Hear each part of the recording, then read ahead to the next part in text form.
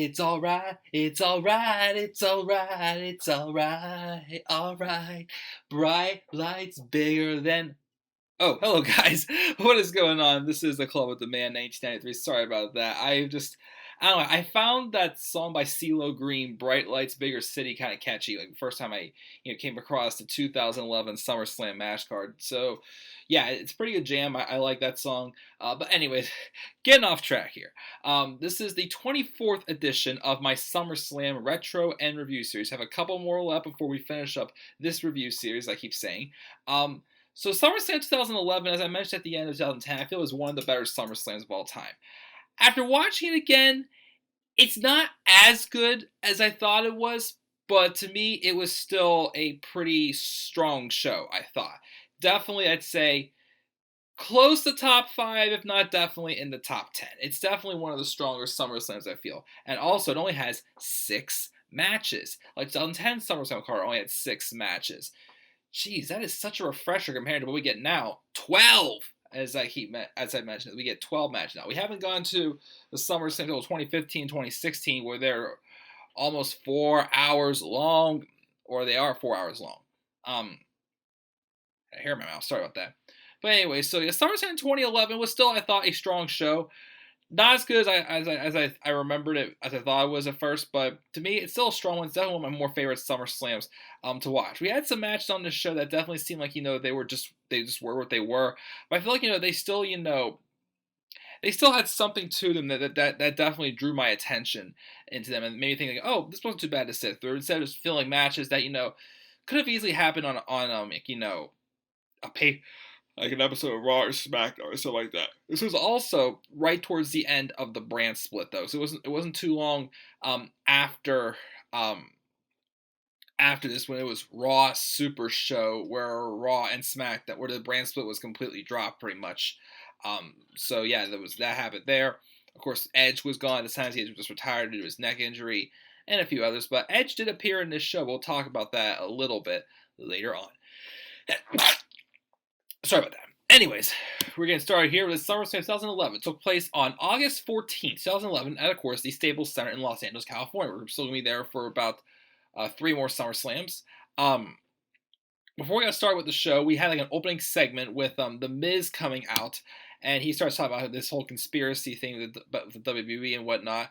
R-Truth came out also. This is around the time of the forming of Awesome Truth. And of course, R-Truth didn't really quite have a theme song because he just had him kind of going to, "The truth has set me free." Coming out, he barked out about the conspiracy theory also, and then Alberto Del Rio came out also in his limousine. This is the first SummerSlam also for Alberto Del Rio, as he debuted sometime in late 2010, I believe it was, and he won Mr. Money in the Bank. This year also he won the Royal Rumble and Mr. Money in the Bank for the Raw briefcase, that is. So the 3 of them came out, and then it set for a random and effective, I thought, 6-man tag matches. Rey Mysterio came out along with John Morrison and Kofi Kingston.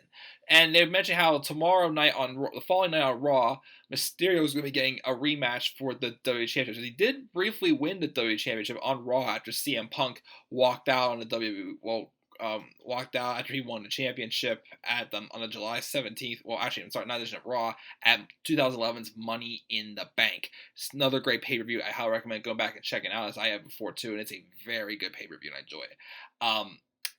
But anyway, so Mysterio won the title before John Cena had his rematch and won the title right back off of him the same night.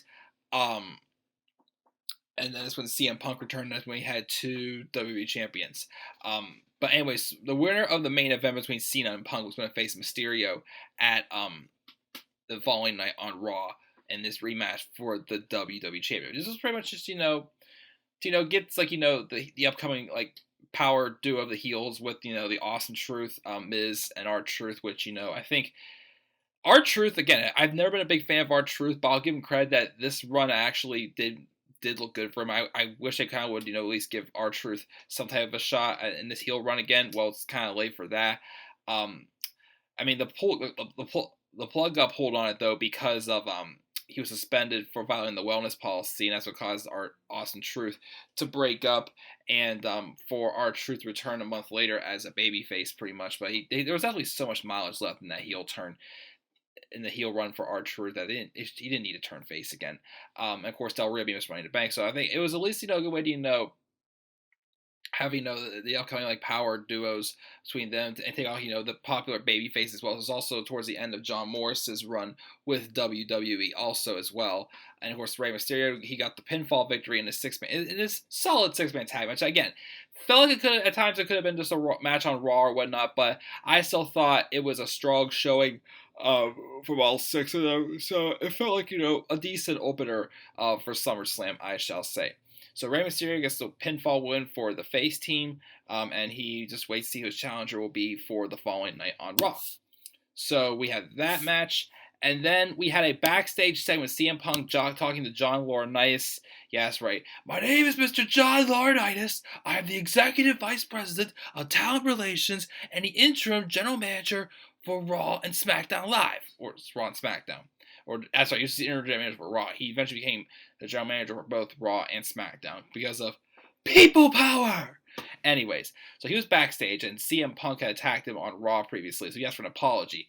Then Punk gave him this very sarcastic looking apology before Stephanie McMahon rolled up. And again, CM Punk was this is at Retro, the summer of Punk. When he did the pipe bomb, he came back, saying he wanted change and whatnot to his company, and he even was going after and just verbally attacking Triple H and Stephanie McMahon. I think they had something against him also. Stephanie comes up to him and wishes him good luck. He wouldn't buy it, but she still insisted on wishing him good luck, and he just says, "I don't want to touch that hand. I know where it has been," implying in Hunter's pants, pretty much. But yeah, that was a good segment. We had Sheamus versus Mark Henry next. This was around a time where Mark Henry, I feel like, got one of the stronger pushes of his career. He was being booked as like a dominating monster heel who was literally just taking everybody out and literally hurting them with his main thing was the chair and the ankle, which he wrote off the Big Show for a couple months before they continued their feud for the World Heavyweight Championship after Henry won the title off of Randy Orton at Night of Champions. But then this match, again, was just to give him more momentum of that, and also Sheamus, who had just turned babyface. It was, somewhat popular of a babyface back then. Again, he was okay babyface. Wasn't one of the strongest babyfaces I've ever seen, but he was okay as a babyface. Anyways, this is kind of to give them both momentum. So this match kind of was protecting them both at the same time, but at the same time, the one who needed to look the strongest, he was getting ready to have a run with the World Heavyweight Championship, was Mark Henry. This match ended though with a countout. Henry beat down Sheamus outside and ran through the barricade that caused a countout. Sheamus was not quite able to get back in the ring. So I thought, could have been a little bit better, especially for a SummerSlam match, but I think for what it was, I still thought it was a solid effort to make Mark Henry look dominating, but also protect Sheamus as a new upcoming babyface pretty much as well. So I think it did its job there, so a solid match between those two. We had Christian, the World Heavyweight Champion, being interviewed backstage. This is when, of course, the feud with Christian and Randy Orton had gone on for months and months and months in the summer of 2011.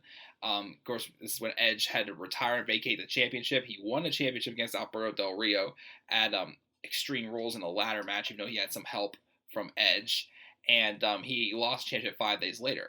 And then he lost to Orton again. That's when he more transitioned into a heel role, as it was showing Christian just desperately just trying to get any opportunity he can get to have a match for a World Heavyweight Championship. He would point out like a little glitch in his previous match. I'll give him another match. Give him one more match. And then even like he went as far as getting a lawyer. And at Money in the Bank, it was the match where Christian and Orton. Well, the match was if Orton gets counted or disqualified, he loses the championship, and Christian just was such a troll to Orton, playing with Orton's anger management issues, pretty much. And that's what set him off. And now we got Christian the world title. And then he was eventually, he was given the rematch in a no holds barred match because people, storyline wise, Triple H and everybody else had lost respect for Christian because of the way he's been acting and about his desperation to win the world championship. So he pretty much, backed Christian to a corner, telling him he had to defend the title in a no holds barred match against Randy Orton at SummerSlam to earn that respect back. And of course, he mentions in this some interview also, how he has something up his sleeve, and it's going to change everything because it's no holds bar and anything goes. And he thinks he's got the best thing going for him right now. And then that's what he pretty much recapped all that in this interview. We had a CeeLo Green concert. Didn't really watch it though. I like the one song, but I didn't really watch it. We had Kelly Kelly with Eve Torres in her corner, taking on a team of Beth Phoenix and Natalya. Well, not say team. Well, Kelly took on Beth Phoenix, and Natalya was in her corner. This is for the Divas Championship. Kelly Kelly was the Divas Champion. Beth Phoenix had gotten the opportunity when she won a Battle Royale on Raw. Kelly goes into, congratulate her, but Beth Phoenix pretty much seemingly turned heel and beat down on Kelly. Of course, having Natty in Beth's corner would have, was an advantage for Beth. So Eve Torres was in the corner for Kelly. Of course, this is before Eve Torres, went crazy and used John Cena to further her career pretty much. But we're not going to talk about that whole embrace to hate thing. Anyways, but we had the match, and I thought it was a decent match between these two. Some decent back and forth action. It wasn't just a boring, Divas match like a drama. It wasn't anything too special, but I thought it was, good back and forth actions in there as well. There wasn't really as much interacting though with the people in the corners, like Eve Torres and Natalya as much. But I still thought for the most part it was still pretty strong. It was a solid match, I thought, between these two women. Kelly gets the win off of a roll up to retain her Divas Championship. So that's what we got there. We have R-Truth backstage talking with Jimmy Hart, and I guess first he thought he was little Jimmy, and then he's like, no, I'm big Jimmy or whatnot. So that, and then R-Truth, the snap pretty much, and when R-Truth snapped, didn't want to be in his way because you're going to get got. And then he also yelled at Ron Artest, the Lakers basketball player, and his daughter, who was just standing back, like, who are you guys looking at? And yeah, stared him down. So we had that. We had a match with Wade Barrett and Mr. Money in the Bank, Daniel Bryan. Well, when Daniel Bryan won the SmackDown Money in the Bank briefcase. Of course, after Bryan won that briefcase, though, he was going on a string of losing streak. He was on a losing streak, and Wade Barrett, was trying to take advantage of that and mentioned that he was the one who should have won Mr. Money in the Bank, which originally planned he was going to win Mr. Money in the Bank. But then again, as I said in how many other videos, Daniel Bryan claimed that WWE thought that that having both Del Rio and Barrett win the briefcases would be too similar since they're both, villains, pretty much. So this match was just, set up, put Daniel Bryan on the card and have Wade Barrett get a shot in there as well. Wade Barrett won the match. I thought it was still, a good back and forth match between these two. Definitely made them both look pretty strong, I thought, in the process. And started to build up Daniel Bryan as like an underdog character. He claimed he was going to cash in the contract at WrestleMania. Of course, he did not, as he cashed in, cashed in later on at TLC, which, started, put him on, on track to being, the main event star that he was, of course, as we all know. So this was, I think, was a good match. Definitely, it was more established that character to him. He could have beaten Wade, but to give Wade a win, even though it didn't really go anywhere for him either. So yeah, Wade Barrett wins this match with Wasteland, and that was all they wrote there. So then before the next match, which was Christian versus Randy Orton for the World Heavyweight Championship No Holds Barred match, Christian came out and revealed his big secret, which was that in his corner was going to be the rated R superstar Edge. Edge came out, and he said that was awesome, and he says, Christian, I gotta be honest with you, though. He says, the WWE doctor told me, they're never going to clear me again to wrestle in the ring. He says, and then he starts talking about, Christian being the world champion, how he was so proud of you months ago when he won the championship. And then he agreed he thought it was unfair that he had to defend the title just 5 days later and lose it. And that really stunk. He says, and then you complained, you whined, you cried, you did the same thing next week, and the following week, and the week after that, and the week after that, and the week after that. Just going on and on how it was true. Christian pretty much, just found every little excuse to desperately weasel himself into another title match. Get rematch after rematch after rematch, and getting lawyers. You know what? You won because you eventually got back your World Heavyweight Championship. But you did it by disqualification? And Edge, I like this line. Edge goes, I've done many bad things in this ring before. Of course, I chuckled at that thinking, yeah, you had a live sex celebration with Lita in the ring, which was, was pretty hot. But anyways, and then he pretty much, says, Christian, you're my best friend, my brother, I love you.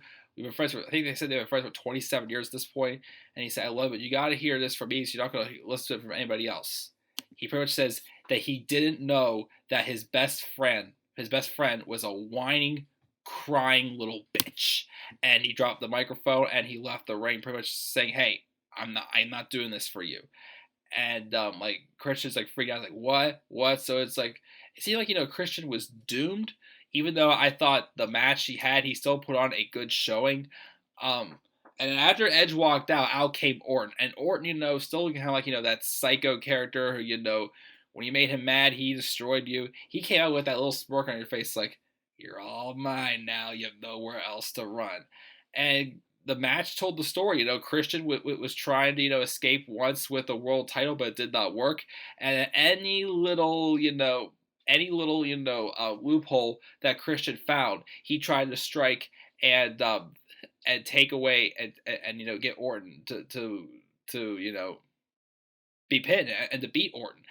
And unfortunately, it did not work. He even hit the kill switch on Orton, and that didn't even work.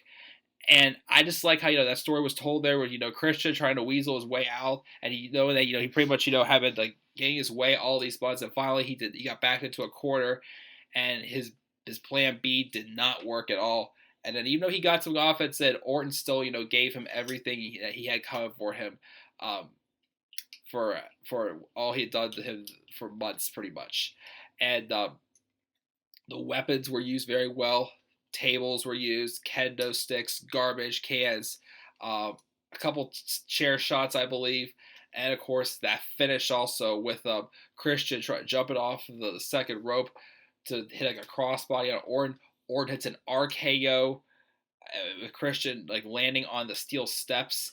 And that's how, I think Orton might have hit his head though off of the steel steps though, but that's how Orton got the win to get back his World Heavyweight Championship again. It was an awesome match. I think it may have been match of the night, either this one or the main event was match of the night, but I just one of my favorite no holds barred matches, because I thought the weapons were used very well in this match. They weren't overloaded, but they didn't feel like they were just lazily used. Also, I thought they were used very well, and the story was told perfect there with Christian weaseling his way into getting every rematch that he could, going after lawyers and whatnot, but it all just backfired on him. And even though he had some good spots in this match, Orton still came up on top and beat him. A great story. They had one more match though a few weeks later on SmackDown. It was the rematch for the World Championship. It was a steel cage match. Of course, Christian lost, ending the feud.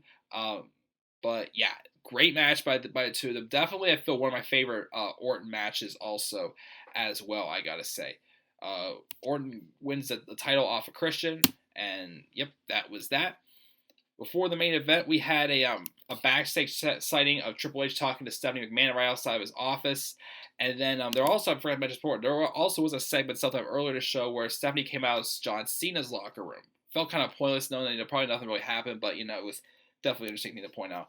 So we had the main event, the WWE Champion John Cena taking on the WWE Champion CM Punk, with Triple H as the special guest referee for the undisputed WWE Championship. So whoever won was considered the only WWE Champion. Now, the match they had at Money in the Bank by far, I feel, was their best match they have had and ever will have. These two definitely had great chemistry together. So this match was still good, was not as good though as the match they had at Money in the Bank. Triple H, playing the role of he wants things being right around there. That's why he was a special guest referee, including a spot where they were both outside the ring. It was obvious that they were not going to be able to get back in the ring, so he didn't want the match to end like that. He wanted there to be a winner, so he threw both of them back in there. They kicked out of each other's finishing maneuvers also, and then the match ended with I think, I can't remember if it was either he hit the GTS or if it was he just rolled up Cena, and Triple H missed that Cena's foot was on the ropes, but Triple H still counted to 3, and CM Punk won the match. Of course, John Cena claimed this dispute. Now, here's the one thing that I didn't like. The camera work was very bad with this post-match angle, because you do see a camera shot with the guy who came into the ring walking over the ramp. So accidents happen, but I kind of took away from it a little bit. Of course, before this also, Punk refused to have his hand raised by Triple H as he still thought he had something against him. Um, and Triple H was leaving, and then when his back turned to him, Kevin Nash got in there and clothesline Punk at the jackknife powerbomb before walking out. Of course, we all know the story how Triple H and Kevin Nash were also good friends, and Triple H looked confused, what are you doing? He came back into the ring, but Nash already ran off. But after that, Del Rio came running out with the briefcase and with the referee. He cashes in, the bell rings, he hits like an enziguri to the back of Punk's head to get the win, and just like that, Del Rio is now the world champion. I mean, the WWE champion. And Triple H looks completely confused at what happened. Of course, CM Punk, we knew, would not be happy about that, as, this will lead to, CM Punk's officially more so being on a babyface run now. I mean, like how it was when he returned, or kind of where he was when he did the pipe bomb, because of how popular he was, especially in Chicago for his match at Money in the Bank.